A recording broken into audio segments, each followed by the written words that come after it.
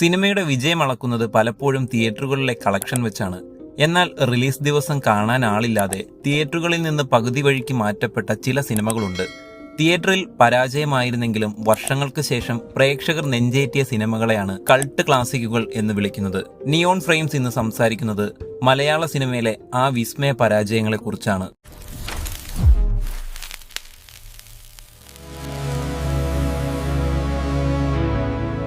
ദേവദൂതൻ മലയാള സിനിമയിലെ ഏറ്റവും വലിയ അണ്ടർറേറ്റഡ് ചിത്രങ്ങളിൽ ഒന്നാണിത്.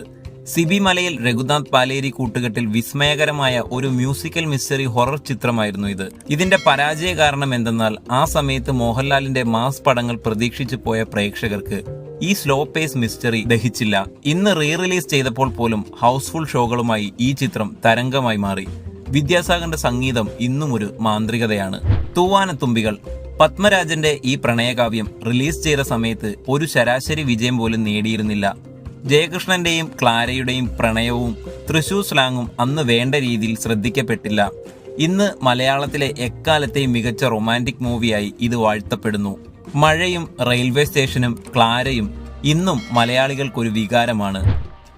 ബിഗ് ബി അമൽ നീരദ് എന്ന സംവിധായകന്റെ ആദ്യ ചിത്രം. മലയാള സിനിമയുടെ മേക്കിംഗ് സ്റ്റൈൽ തന്നെ മാറ്റിക്കുറിച്ച സിനിമയാണിത്. പരാജയ കാരണം അന്നത്തെ പ്രേക്ഷകർക്ക് ഈ സ്റ്റൈലിഷ് മേക്കിംഗ് രീതിയും കുറഞ്ഞ സംഭാഷണങ്ങളും അത്ര പരിചിതമായിരുന്നില്ല. ഇന്ന് ബിലാൽ ജോൺ കുരിശിങ്കൽ എന്ന കഥാപാത്രവും സിനിമയുടെ ബാക്ക്ഗ്രൗണ്ട് സ്കോറും ഇന്നും യുവാക്കൾക്കിടയിൽ തരംഗമാണ്. ഇതിന്റെ രണ്ടാം ഭാഗത്തിനായുള്ള കാത്തിരിപ്പിലാണ് ആരാധകർ. ഗുരു ഇന്ത്യയിൽ നിന്ന് ഓസ്കാർ നോമിനേഷൻ അയച്ച ആദ്യ മലയാള ചിത്രമാണ് രാജീവ് അഞ്ചലിന്റെ ഗുരു. ഒരു ഫാന്റസി പൊളിറ്റിക്കൽ ഡ്രാമയായിരുന്നു ഇത്.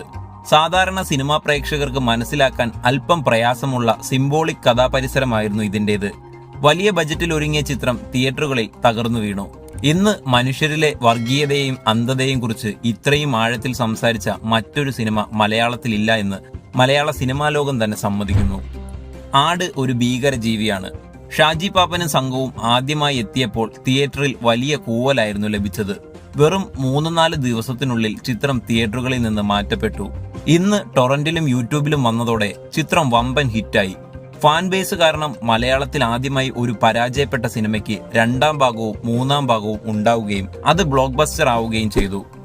സതയം MT വാസുദേവൻ നായരുടെ തിരക്കഥയിൽ സിബി മലയിൽ സംവിധാനം ചെയ്ത മോഹൻലാൽ ചിത്രം. സിനിമയുടെ വിഷയം കുട്ടികളെ കൊലപ്പെടുത്തുന്നതായിരുന്നു. അന്നും ഇന്നും ഈ വിഷയം വളരെ ഗൗരവമേറിയതാണ്.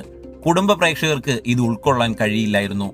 ഇന്ന് മോഹൻലാലിന്റെ അഭിനയ ജീവിതത്തിലെ ഏറ്റവും മികച്ച പ്രകടനമായി സതയം വിലയിരുത്തപ്പെടുന്നു.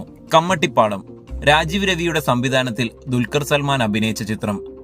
ബിഗ് BGM മാസ് എന്റർടൈനർ പ്രതീക്ഷിച്ചു പോയ DQ ഫാൻസിന് സ്ലോ പേസിലുള്ള ഈ റിയലിസ്റ്റിക് സിനിമ നിരാശ നൽകി. കളക്ഷനും കുറവായിരുന്നു. കൊച്ചി നഗരത്തിന്റെ വികസനത്തിൽ ഇല്ലാതായിപ്പോയ ഒരു ജനതയുടെ ചരിത്രമായി ഈ സിനിമ ഇന്ന് ആഘോഷിക്കപ്പെടുന്നു. ഡബിൾ ബാരൽ ലിജോ ജോസ് പെല്ലിശ്ശേരിയുടെ ഒരു പരീക്ഷണ ചിത്രം. അന്ന് വൻ താരനിര ഉണ്ടായിട്ടും കേരളത്തിലെ തിയേറ്ററുകളിൽ വമ്പൻ കൂവലായിരുന്നു ഈ സിനിമയ്ക്ക് ലഭിച്ചത്. ആളുകൾക്ക് ഇതിന്റെ മേക്കിംഗ് സ്റ്റൈൽ മനസ്സിലായില്ല.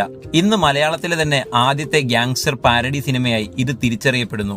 ഇതിനൊരു പ്രത്യേക ഫാൻ ബേസ് തന്നെയുണ്ട്. പിൻഗാമി സത്യൻ അന്തിക്കാട് മോഹൻലാൽ കൂട്ടുകെട്ടിൽ വന്ന ഒരു കിടിലൻ ഇൻവെസ്റ്റിഗേഷൻ ത്രില്ലർ.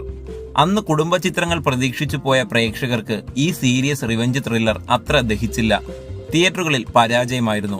ഇന്ന് തിരക്കഥയിലെ മിടുക്കും മേക്കിങ്ങും കൊണ്ട് ഇന്നും മലയാളത്തിലെ ഏറ്റവും മികച്ച ത്രില്ലറുകളിൽ ഒന്നായി ഇത് വാഴ്ത്തപ്പെടുന്നു. തിയേറ്ററുകളിൽ കൂവൽ ഏറ്റുവാങ്ങിയവർ ഇന്ന് കയ്യടികൾ നേടുന്നു.